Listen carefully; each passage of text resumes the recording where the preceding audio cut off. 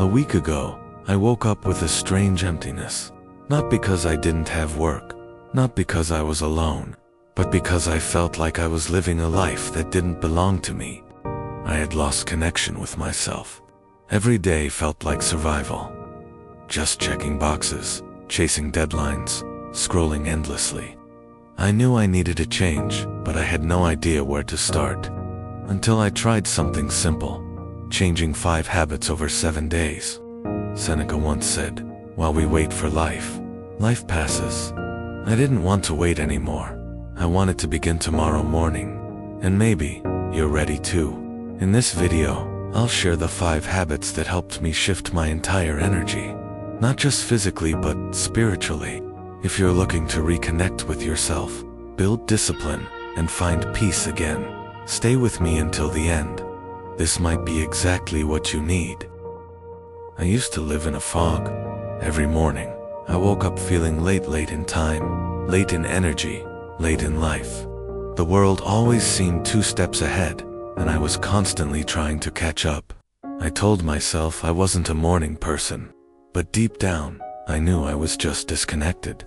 One night, I made a decision. I set my alarm for 5 a.m. not to be productive, but to find peace. The first morning, brutal. I was groggy, irritable, and everything in me wanted to crawl back into bed. But I got up. I followed through. By the 3rd morning, I began to notice something. There's a stillness at 5 a.m. that doesn't exist any other time of day. No traffic, no emails, no pressure.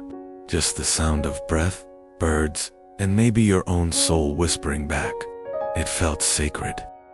I started stretching, doing light yoga, and setting intentions for the day. I wasn't chasing time anymore, I was meeting it. And as the sun rose, I felt like something inside me rose too.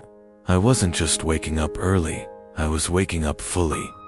That 1 hour before the world woke up became the most important hour of my day. It wasn't about doing it was about being. That's when I met myself again, without the noise, without the roles, just me, breathing, aware, alive. I used to think waking up early was a punishment. Now, I see it as a gift, a doorway, a ritual. It taught me that waking up early isn't just about time, it's about tuning into a higher frequency of life. I used to think movement was just about appearance.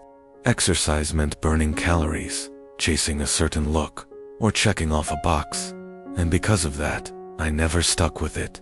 There was no joy, no connection. It felt like punishment. But one day, I moved for a different reason. I didn't care about abs or cardio stats. I just wanted to shake off the weight I couldn't see. The anxiety, the tension, the heaviness. So I walked, I breathed, I stretched, I ran. And slowly, something began to shift. My body started feeling lighter, my mind clearer. It wasn't about performance, it was about presence. Each step brought me back to the now. Some mornings I did yoga on the floor. Other days, I ran until my chest burned and my thoughts dissolved into breath. I wasn't escaping anything. I was returning, back to my body, back to my truth. Epictetus once said, "No man is free who is not master of himself." And I realized, movement was how I trained for that mastery. Not control through force, but clarity through rhythm. Discipline through devotion. So no, I don't move to look good. I move to feel good. To release what's stuck. To hear what's been silenced. To return to the rhythm my body has always known. And if you feel heavy, disconnected, or numb, maybe your body isn't the problem. Maybe it's the way back. I didn't grow up journaling. To me, writing was either for school or for people with time on their hands. I never thought putting words on paper could change anything, but I was wrong. One night, I just opened a notebook. No pressure, no rules. I wrote how I felt, and to my surprise, something shifted.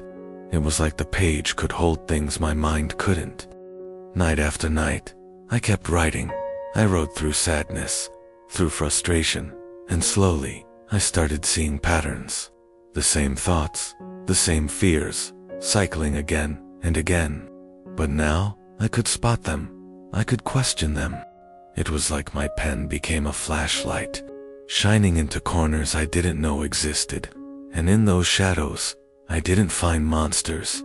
I found younger versions of me, still waiting to be heard. I started writing letters to my future self. I tracked my growth. I celebrated small wins and forgave the setbacks. Most importantly, I told the truth. Not to impress anyone, but to understand myself. Ting v8. Tibtu, vit, sicho trong tng lay.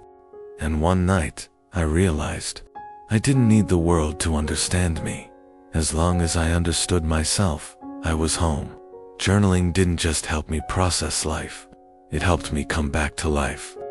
I used to eat like I was trying to fill something that couldn't be filled. Fast, distracted, unaware. Food was fuel, sure, but more often it was a coping mechanism. A way to numb, to escape, to silence something deeper. I would eat standing up, in the car, at my desk. I never tasted anything. I just consumed. It was like swallowing fear. Fear of not having enough. Fear of pausing. Fear of feeling. But one evening, I tried something different. I sat down. No phone, no noise. Just me, a plate of food, and a few deep breaths. And for the first time in a long time, I tasted my meal. I noticed the flavors, the texture of the rice, the warmth of the soup. I ate slowly, and with every bite, I wasn't just feeding my body, I was thanking it for carrying me through another day. The more mindful I became with food, the more I noticed how food made me feel. Some things left me tired, bloated, heavy. Others made me feel light, grounded, awake. Eating became intuitive, emotional, sacred. Over time, I stopped eating to numb. I started eating to nourish, to listen, to feel. And that connection between body and food became a gateway to something even deeper. Spirit, awareness, wholeness. It started as a quiet whisper, a subtle anxiety I couldn't name. Like my brain was buzzing, but nothing made sense. I'd scroll for hours, then forget what I saw. Open apps, without knowing why. Close them, reopen them again. My mind was always somewhere else, and my body followed, restless, fidgety, tired. I wasn't bored. I was overstimulated and undernourished, and the scariest part is I didn't even notice it happening. So I decided to try something radical. I turned off all my notifications. I gave myself 1 hour a day of intentional screen time, and at first, it felt like withdrawal. I was twitchy. My fingers kept reaching. My brain kept searching. But then, something opened. The silence wasn't empty, it was fertile. Ideas came back. Curiosity came back. So did color, texture, time. I started noticing the birds outside my window, the way the light changed in the room. I looked into people's eyes again. I felt grounded in my body, and most importantly, I felt here, present. When I put my phone down, I didn't just see the world again. I saw the world inside me. My mind came back home, and in that home, I found peace. 7 days, 5 habits. Not to become someone new, but to return to someone real. Someone you may have forgotten, but who has been waiting inside you all along. You don't need to change your whole life overnight. You don't need to burn everything down to begin again. All it takes is one small decision. Each day, one breath, one habit. That's how you begin. And if you're still in the dark, still feeling lost or tired or disconnected, just remember this. The sun rises every day. And if you're willing, tomorrow can be day 1.